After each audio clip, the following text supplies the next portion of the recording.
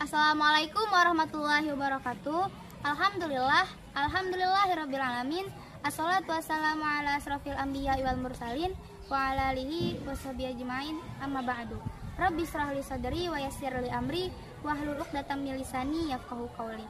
Pertama-tama, marilah kita panjatkan puji dan syukur kita atas nikmat, rahmat dan hidayahnya yang telah Allah berikan kepada kita, karena sampai saat ini kita masih melaksanakan puasa Ramadan bersama-sama.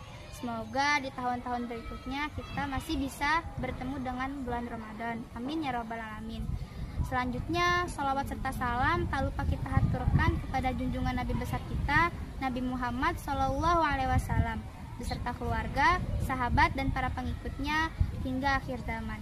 Perkenalkan, nama saya Sabrina Konita Fitriani, saya kelas 9 Akhwat. Di sini saya akan menyampaikan sebuah kultum yang berjudul Mari Meneladani Nabi. Kita sebagai umat muslim mesti tahu dong siapa manusia paling agung di muka bumi ini, yaitu manusia yang paling mulia. Siapa lagi kalau bukan Rasul kita, Nabi Muhammad SAW. Beliau lahir pada tahun Gajah dari rahim seorang bunda yang bernama Aminah. Beliau lahir menjadi seorang anak yatim dikarenakan ayahnya yang bernama Abdullah bin Abdul Muthalib telah meninggal dunia sewaktu beliau masih berada dalam kandungan. Setelah itu, beliau diasuh oleh kakek dan pamannya. Saat beranjak dewasa dan sudah waktunya menikah, beliau menikah dengan seorang wanita sukses kaya raya yang bernama Bunda Khadijah. Di sini Rasulullah SAW hidup selama 63 tahun. Saat beliau di umur yang ke-40 tahun, beliau pun diutus menjadi nabi di Gua Hira, yang saat itu turun wahyu pertama yang ada di Quran surah Al-Alaq ayat 1-5. Setelah itu, beliau pulang ke rumah dalam keadaan ketakutan dan menggigil. Beliau sangat terkejut dan sangat syok sekali, karena di situ beliau tidak menyangka bahwasanya beliau diangkat menjadi seorang utusan Allah. Beliau pun sampainya di rumah meminta Bunda Khadijah untuk meselimutkannya. Saat sedang berkemul dengan selimutnya, lalu turunlah Quran surah Al-Muddatsir, yang dimana saat itu Allah Subhanahu wa Ta'ala mengutus beliau menjadi seorang rasul. Di Quran surah Al-Muddatsir ayat 1-7 yang artinya, wahai orang yang berselimut, bangunlah, lalu sampaikanlah perintah, agungkanlah Tuhanmu, sucikanlah pakaianmu, tinggalkanlah berhala-berhala itu, dan janganlah kamu memberi jika ingin mengharap sesuatu yang lebih banyak, dan bersabarlah untuk memenuhi perintah Tuhanmu. Quran surah Al-Muddatsir ayat 1-7. Nah, dari situ Rasulullah pun akhirnya menyebarkan dakwahnya. Awalnya secara sembunyi-sembunyi, hingga akhirnya Rasulullah SAW menyebarkannya secara terang-terangan. Nah, saat secara terang-terangan inilah kaum kafir Quraisy yang awalnya suka menjadi tidak suka dengan beliau. Beliau yang dulunya mempunyai nama sangat baik di mata mereka, tiba-tiba saja menjadi buruk di mata mereka. Kaum Quraisy sangat tidak mensukai Rasulullah SAW. Mereka membencinya dan menghina beliau, mengata-katakannya, sampai-sampai beliau dikatakan sebagai seorang penyihir yang membuat syair yang mengada-ngada. Padahal sudah jelas nih bahwasannya apa yang beliau sampaikan itu adalah perintah Allah Subhanahu wa Ta'ala yang turun kepada beliau.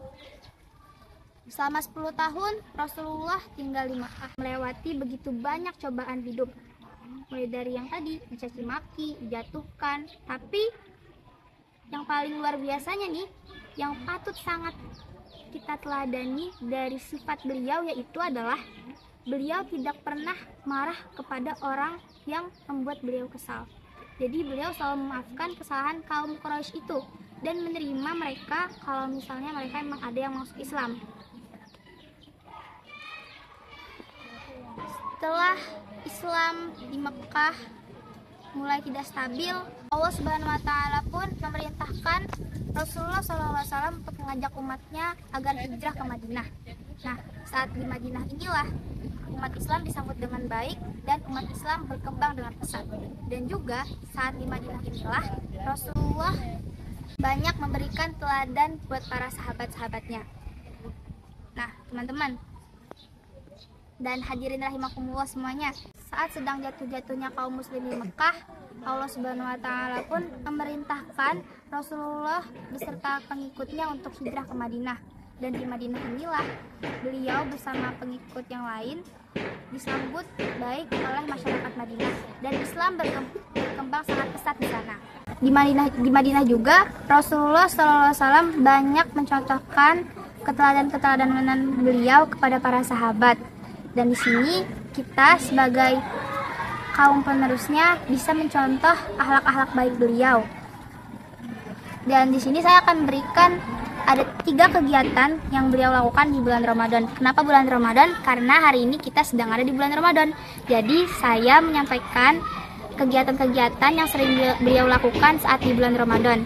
Jadi yang pertama yaitu memperbanyak sedekah. Beliau ini sudah terkenal kedermawanannya.